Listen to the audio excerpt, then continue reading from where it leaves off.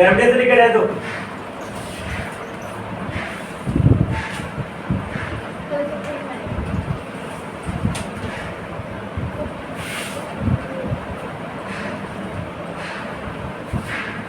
देखो, it is a force of attraction, it is a force of attraction, force of attraction इसका theorem समझा दिया बेटा। ये force of attraction by which earth और any heavenly bodies, by which earth और any heavenly bodies, अर्थ और any heavenly bodies, अर्थ और any heavenly bodies pulls any object, pulls any object towards its center, pulls any object toward its center.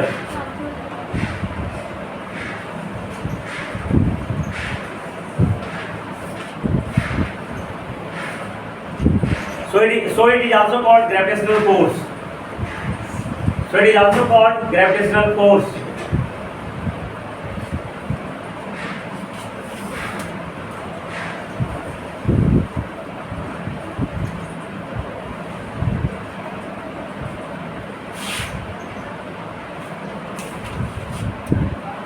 अब देखो,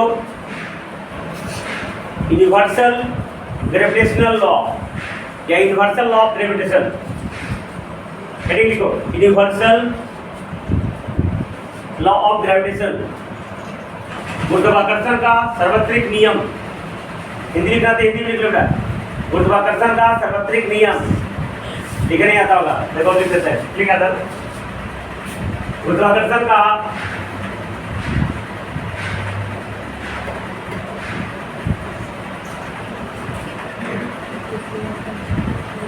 सार्वत्रिक नियम। इस तरह है बेटा, देख लो, हिंदी में जानना बहुत जरूरी है, हिंदी में लिखने आता है, अभी भी लिखने आ रहा होगा मेरा बोलने के कारण, तो हिंदी भी सीखो बेटा कैसे लिखाता है गुरुत्वाकर्षण का सार्वत्रिक नियम। अभी हिंदी में तुमको अब डिक्टेशन लिखाएंगे तो तुमको लिखने नहीं आएगा, जो नहीं आता है कहीं भी लिखे नहीं हो, या हम दोनों बताते हैं, दोनों में होकर रहना बेटा। ठीक है, the universal law of gravitation,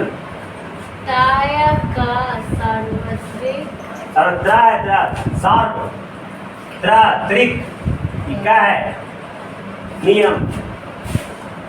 अब ऐसे लिखो, व्हेन टू ऑब्जेक्ट, व्हेन, याद रखना बेटा हमेशा, क्लास 11 में काम देगा। When two object of mass m1 and m2, of mass m1 and m2 are kept at a distance r, are kept at a distance r, distance r को inverter को बंद करो, then there is a force of attraction, there is a force of attraction,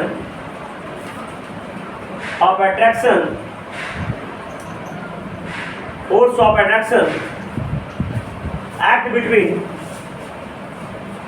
force of attraction act between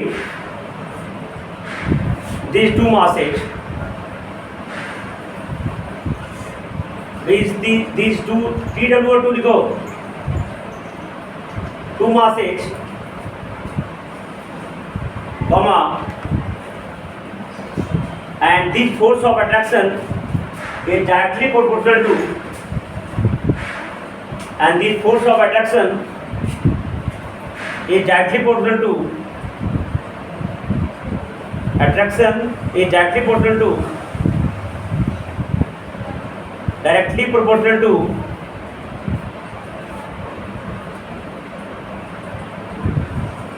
product of the masses, product माने गुना बेटा, product of the masses and inversely proportional to SALY inversely proportional to a squared distance between them. A squared distance between them. A squared distance between them.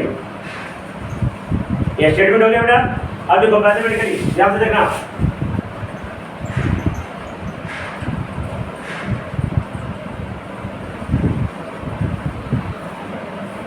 यहाँ भी से लेके IIT NEET तक काम देगा बेटा। समझ लो कि तुम आगे का पढ़ाई कर रहे हो, हमेशा इस समय काम ग्रेविटेशन चैप्टर मुझे पढ़ने का होगा। देखो फिगर ड्रॉ कर देना, लिखने के बाद पहले समझ लो, उसके बाद बेटा पहले समझो, नहीं तो फिर यही समझ में नहीं आता है। M1 और M2 फिजिक्स से ये मजाक नहीं है, फिजिक्स और मैथ मजाक नहीं होता, तो ध्यान से देखना है, समझना है, तब काम करना है, ध्यान अध्ययन करना है, ध्यान स्टडी करना है। देखो M1 M2 इसके बीच में डिस्टेंस कंसीडर करेंगे ना, सेंटर टू सेंटर, ऐसा नहीं कि कोना से कोना, ये भी ध्यान देना है। सब कंसेप्ट होता है, मास के जो ऑब्जेक्ट है उसका centre to centre distance measure करेंगे, है ना, जिसमें क्या है R है। तो ये दोनों के बीच एक फोर्स ऑफ अट्रैक्शन लगता है ना, जिसको ग्रेविटेशनल फोर्स कहते हैं। मैं एक को समझाने के लिए तुमको याद रखने के लिए FG लिख दिया, ग्रेविटेशनल फोर्स, ठीक है। अब ये जो F होता है ना, फिगर ड्रॉ कर दिया, ये जो F होगा directly proportional to product of their masses, मतलब M1 M2, है ना। दूसरा A1 हो गया, दूसरा A इनवर्सली मतलब 1 बटा, इनवर्सली मतलब उल्टा, है ना, उल्टा मतलब 1 के रेसिप्रोकल, ठीक है। रेसिप्रोकल कितना होगा, स्क्वायर डिस्टेंस R है, इसको स्क्वायर करने से क्या आ जाएगा R स्क्वायर। तो देखो ये भी F और ये भी F, ये दोनों, ये ऊपर और ये एक से गुणा करेंगे, कोई फर्क नहीं पड़ेगा। तो from equal 1 and 2, from equal 1 and 2 F directly proportional to M1 M2 by R square हो जाएगा, ठीक है। अब जहां भी प्रोपोर्शनल हो उसको हटाने के लिए कोऑर्डिनेट ड्रॉ करते हैं। ध्यान से देखो इधर, जहां भी प्रोपोर्शनल होता है बेटा, यहाँ से ध्यान से देखोगे, इस प्रोपोर्शनल को हटाने के लिए एक कोऑर्डिनेट को डाला जाता है। इसको क्या करेंगे, यहाँ से F बराबर GM1 M2 by R, है ना। जैसे ही हम प्रोपोर्शनल हटाएंगे तो इक्वल टू का साइन देंगे, है ना, कोई साइन देंगे, तो इसका ये हो जाएगा GM1 M2 by R square. जैसे ही डी डालेंगे तो ये इक्वल टू हो जाएगा, ठीक है। और इस G का जो वैल्यू होता है, G is called universal gravitational constant. क्या हो गया, कांस्टेंट, ठीक है। और G का जो वैल्यू होता है एक्सपेरिमेंटली है, इसको देने वाले क्या थे, क्लासिकल फिजिक्स से, है ना, क्या था, सर आइजैक न्यूटन ने दिया था, और एक खोज यूनिवर्सल ऑफ ग्रेविटेशन है उसी ने किया था। G का वैल्यू था 6.67 न्यूटन, इसका यूनिट होगा मीटर स्क्वायर पर केजी स्क्वायर। जल्दी कॉपी करो।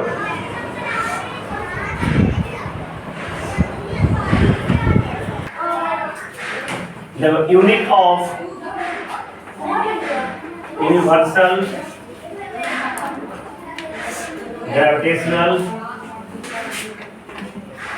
constant, यूनिट कैसे निकालेंगे, देखो बेटा, ये बराबर क्या होता है, GM1 M2 by R square होता है ना। अब G का यूनिट निकालना है, तो यहाँ से भागा बनेगा के गुना में, तो ये भाग स्क्वायर बाय बटा में क्या हो जाएगा, M1 बराबर, ए आवाज नहीं, सब भरो, तो क्या हो जाएगा G, बैठ जाओ तो यहाँ से क्या हो जाएगा, G बराबर F R स्क्वायर बटा में M1। तो देखो इधर F का क्या हो जाएगा बेटा, न्यूटन, F का क्या हो जाएगा न्यूटन, है ना। R का क्या होता है, R एक डिस्टेंस है, डिस्टेंस कैसा है मीटर, तो मीटर का स्क्वायर मीटर स्क्वायर, M का स्क्वायर क्या होगा केजी, तो केजी और गुना केजी m2 का भी केजी ना, तो न्यूटन मीटर स्क्वायर पर केजी बटा में केजी स्क्वायर, ऐसा हो गया। इसको क्या लिखेंगे हम, न्यूटन मीटर स्क्वायर पर केजी स्क्वायर। ये हो गया तुम्हारा यूनिट। डायमेंशन कैसे निकालेंगे, डायमेंशन देखो, डायमेंशन कैसे निकालेंगे, देखो फोर्स का डायमेंशन बेटा m(t)-2। 2 इधर डायमेंशन भी तुमको सिखा चुके हैं पढ़ाने बताने के लिए। 11 12 देखो पढ़ना पहला चैप्टर वही है, असल का डायमेंशन निकालने को क्लास 9 में सिखा चुके हैं। गुना जहाँ नहीं पढ़ाया हुआ होगा उसका बच्चा पीछे से पीछे चला चला जाता है, काहे कि ये चैप्टर ही नहीं पढ़ने का 9 में, है ना।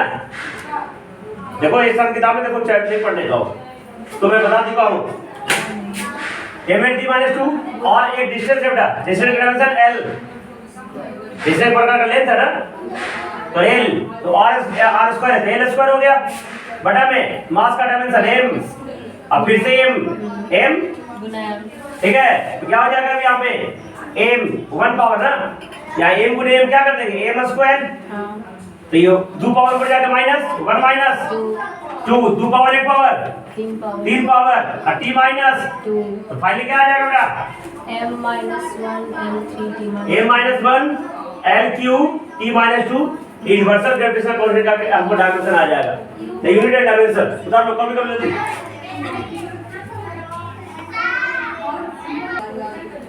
देखो this universal law of gravitation is given by this universal law of gravitation is given by sir Isaac Newton. This universal law of gravitation is given by sir Isaac Newton. This universal law of gravitation is given by Sir Isaac Newton. So it is also called Newton's law of gravitation.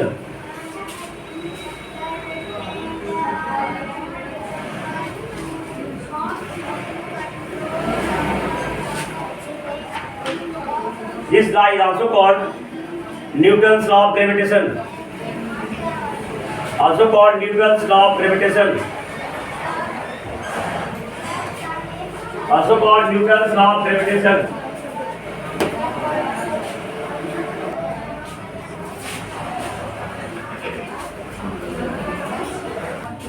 Law of gravitation. देखो this law is based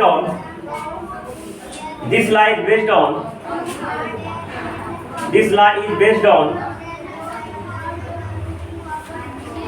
Kepler's law of planetary motion.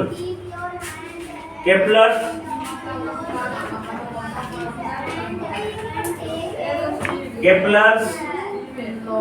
law of planetary motion.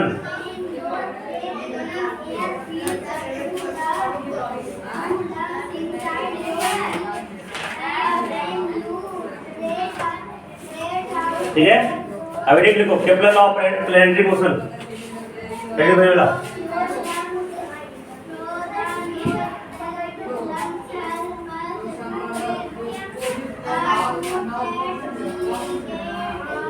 देखो Kepler give the 3 laws of planetary motion. Kepler give the 3 laws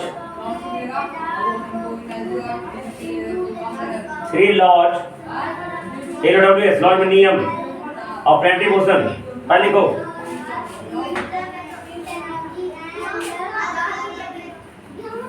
first law लिखो law of orbit. First law क्या कहता था बेटा, कितनी तुम भी सुनो कब देगा नाइन तुम लोग नहीं पढ़ी होगी सब। लॉ ऑफ ऑर्बिट कक्षा का नियम, ऑर्बिट में कक्षा होता है ना।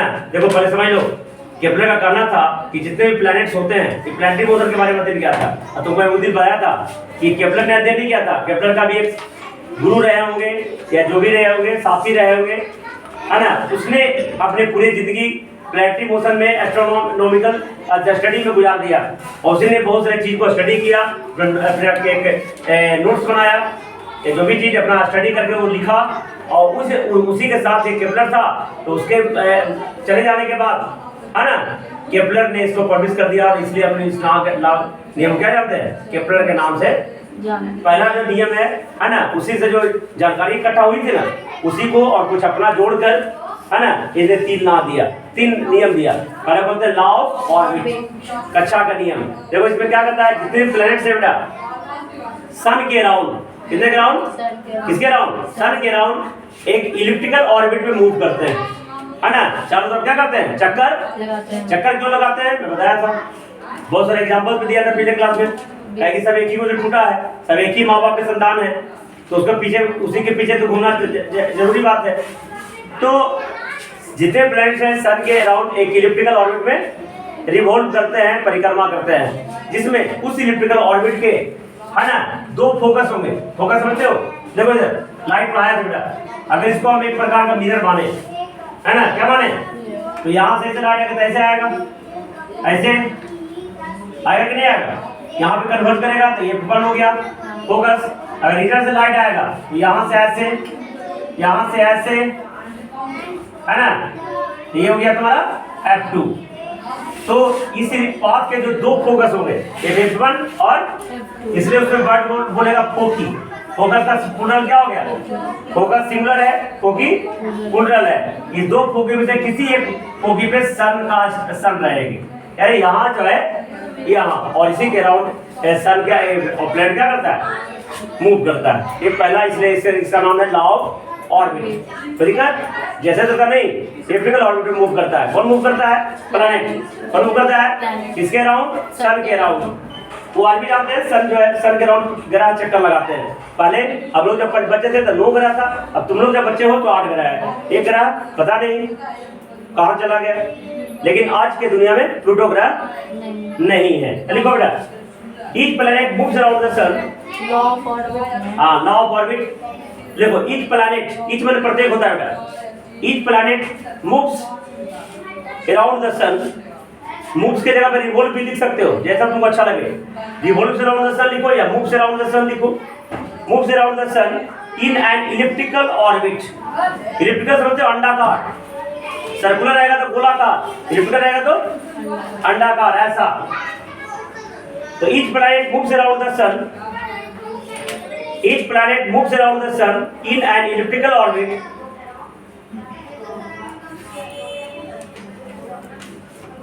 elliptical orbit with the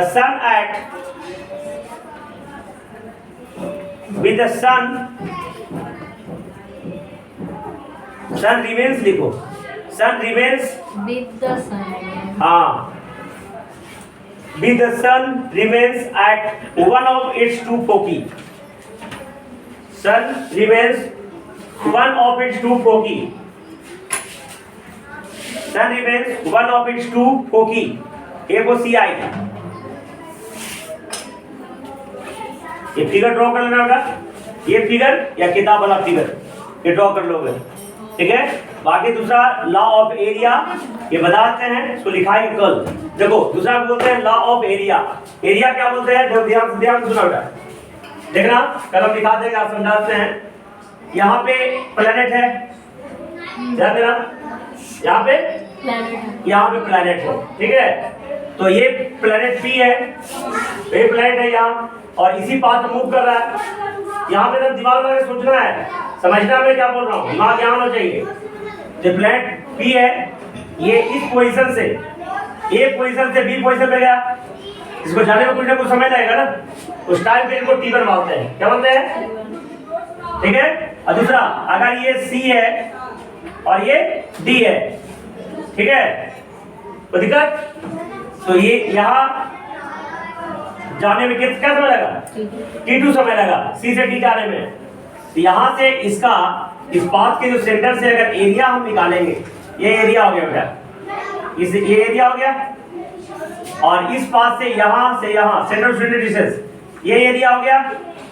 तो अगर किसी उस पाथ पर किसी प्लेनेट के द्वारा किसी दो जगह जाने में जो टाइम पीरियड अगर इक्वल है, इफ T1 बराबर T2 है, दोनों टाइम पीरियड क्या है, इक्वल है, तो इस दोनों के द्वारा जो एरिया कवर किया गया है ना, ये भी इक्वल होगा। ये एरिया A1, ये एरिया A2, देन A1 बराबर A2 हो जाएगा। ये एरिया इधर हुआ, एरिया इधर हुआ, एरिया मैंने जो जगह छेका गया। तो if any planet moves around moves at an elliptical orbit, then the time period taken by these planets in two positions is equal. Then area swept by them is also equal. दोनों तरफ cover किया गया, area में क्या होगा? बराबर होगा। ठीक है, इसको बोलते हैं एरिया। और तीसरा लॉ है, लॉ ऑफ पीरियड्स। तीसरा क्या बोलते हैं? लॉ। ये देखो क्या है, हम लोग बिना देखे बता रहे हैं, है ना? तुम लोग को भी ऐसे आना चाहिए, नहीं आएगा तो तुम जानो। देखो इधर, ये पृथ्वी का कुछ ना कुछ जो अर्थ का रेडियस होगा ना, है, तो जो अर्थ का जो रेडियस होगा उसका क्यूब यूज होते हैं 3 times multiply directly proportional to T square होता है।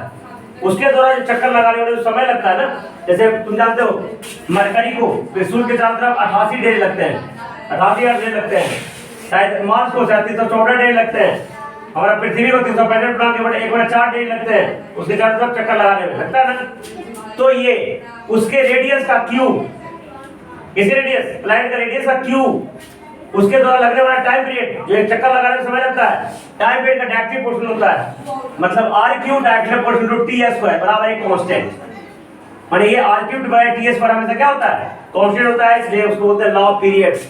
लॉ, और इसी पे ये इसी से, है ना, इसी न्यूटन केपलर के तीसरे नियम से एक यूनिवर्सल स्क्वायर लॉ बनाया गया, 1/r²। मतलब फोर्स जो काम करेगा, जो उसके बीच में जो लगने वाली दूरी है उसके स्क्वायर के व्युत्क्रमानुपाती काम करते हैं। और इसी से यूनिवर्सल लॉ ऑफ ग्रेविटेशन जो मैंने अभी लिखा, G(m(r)² न्यूटन ने इस नियम केपलर थर्ड लॉ के आधार पर, किसके आधार पर? केपलर के थर्ड लॉ के आधार पर न्यूटन ने यूनिवर्सल ग्रेविटेशन लॉ प्रपोज किया, दिया। ठीक है।